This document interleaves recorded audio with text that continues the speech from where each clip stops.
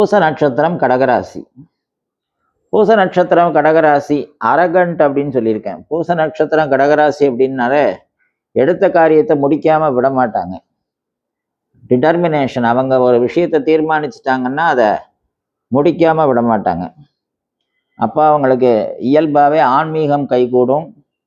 ஆன்மீக சொற்பொழிவு பண்ணுறது, அதே மாதிரி ப்ரொஃபஸர் ஆகிறது, 1000 மாணவர்களுக்கு உபதேசம் பண்ணுறது, அவங்கள நல்வழிப்படுத்துறது, அதே மாதிரி சொந்தமாக ட்ரஸ்ட் வச்சு நடத்துறது, ஏன்னா முதியோர்களை காப்பாற்றுறது.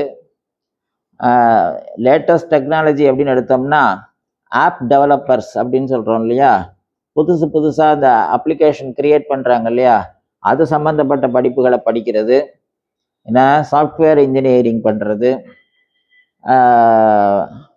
பேர் என்னது மல்டிநேஷ்னல் கம்பெனி எல்லாம் வேலை பார்க்குறது, அதுக்கு சம்மந்தப்பட்ட படிப்புகளை படிக்கிறது.